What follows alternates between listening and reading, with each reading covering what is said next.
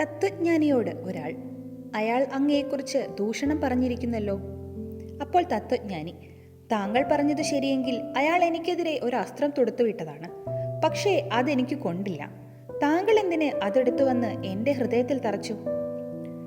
നിങ്ങളെക്കുറിച്ച് ആരൊക്കെ എന്തൊക്കെ ദൂഷണങ്ങൾ പറഞ്ഞിട്ടുണ്ടെന്ന് നിങ്ങൾക്കറിയില്ല.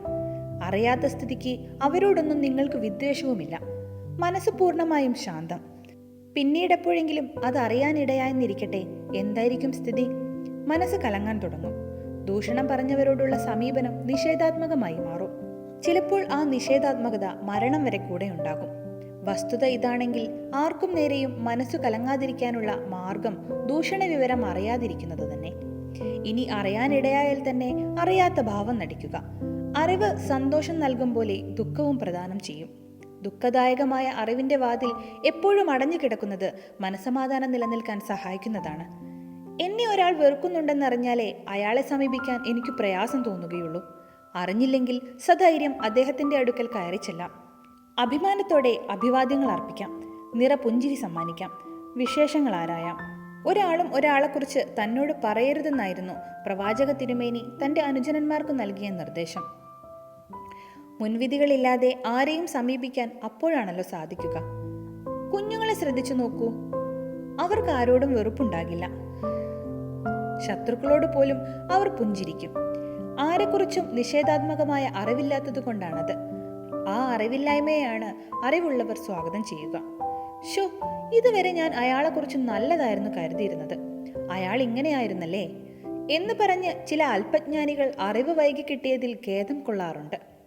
സത്യത്തിൽ ആ അറിവ് നേരത്തെ കിട്ടാത്തതിലല്ല, കിട്ടിപ്പോയല്ലോ എന്നോർത്താണ് ഖേദം പ്രകടിപ്പിക്കേണ്ടിയിരുന്നത്. കാരണം ആ അറിവാണല്ലോ ഒരാളെക്കുറിച്ചുള്ള നല്ല ധാരണയെ പൊളിച്ചു കളഞ്ഞത്. ഒരാളുടെ കുറ്റങ്ങളും കുറവുകളും അറിയുന്നത് അദ്ദേഹത്തോടുള്ള സമീപനത്തെ കാര്യമായി സ്വാധീനിക്കുന്നുവെന്നാണ് അനുഭവപാഠം. പുതുതായി ജോലിയിൽ പ്രവേശിച്ച നിങ്ങളോട് സഹപ്രവർത്തകരിൽ ഒരാൾ ഒരു സ്റ്റാഫിനെ കുറിച്ച് ഹിതമല്ലാത്ത ഒരു അഭിപ്രായം പറഞ്ഞാൽ ആ അഭിപ്രായത്തിലുള്ള വ്യക്തിയെയായിരിക്കും പിന്നീട് നിങ്ങൾ കാണുക. പുതുതായി വന്നുകൂടിയ അയൽക്കാരെക്കുറിച്ച് മറ്റൊരാൾ ഗുണകരമല്ലാത്ത ഒരു അഭിപ്രായം പറഞ്ഞാൽ നിങ്ങൾക്ക് നിങ്ങളുടെ കണ്ണിലൂടെ ആ അയൽക്കാരനെ കാണാനുള്ള അവസരം നഷ്ടപ്പെടുകയായി. ഇനി അങ്ങോട്ട് ആ അഭിപ്രായക്കാരന്റെ കണ്ണിലെ അയൽക്കാരനെ മാത്രമേ കാണാൻ കഴിയുകയുള്ളൂ. സ്വന്തമായ കണ്ണും കാതും ബുദ്ധിയും ബോധവും ഉണ്ടായിട്ട് വേറൊരാളുടെ കണ്ണിലൂടെയും കാതിലൂടെയും ഒരു വ്യക്തിയെ മനസ്സിലാക്കേണ്ടി വരികയെന്നത് ദൗർഭാഗ്യകരമാണ്. ഞാൻ കണ്ട വ്യക്തിയും നിങ്ങൾ കണ്ട വ്യക്തിയും ഒന്നായിക്കൊള്ളണമെന്നില്ല. നിങ്ങൾ കണ്ട വ്യക്തിയെ എനിക്ക് പരിചയപ്പെടുത്തുക വഴി എനിക്ക് ആ വ്യക്തിയെ കാണാനുള്ള അവസരമാണ് നഷ്ടപ്പെട്ടു പോകുന്നത്. ആ വ്യക്തി നിങ്ങൾക്ക് ശത്രുവാണെങ്കിൽ എനിക്ക് മിത്രമായിരിക്കാം. എനിക്ക് മിത്രമാകേണ്ടിയിരുന്ന ഒരു വ്യക്തിയാണ് ശത്രുവായി അവതരിപ്പിക്കപ്പെടുന്നത് മുഖേന എനിക്ക് നഷ്ടപ്പെട്ടു പോകുന്നത്. അതൊരു ചെറിയ നഷ്ടമല്ലല്ലോ. പരദൂഷണം ചെറുതല്ലാത്ത പാപമായി മാറുന്നത് അതുകൊണ്ടാണ്. മറ്റൊരാളുടെ കണ്ണിലൂടെയല്ല, അവനവന്റെ കണ്ണിലൂടെ ആയിരിക്കണം ഒരാളെ കാണേണ്ടത്. കടയിൽ നിന്ന് ഒരു വെള്ളക്കടലാസ് വാങ്ങുമ്പോൾ അതിൽ വരയും കുറിയും ഉണ്ടാകുന്നത് നിങ്ങൾ ഇഷ്ടപ്പെടുമോ? മറ്റൊരാളുടെ ഒരുവിധ കയ്യൊപ്പും പതിയാത്ത വൃത്തിയുള്ള കടലാസല്ലേ നിങ്ങൾ ആവശ്യപ്പെടുക?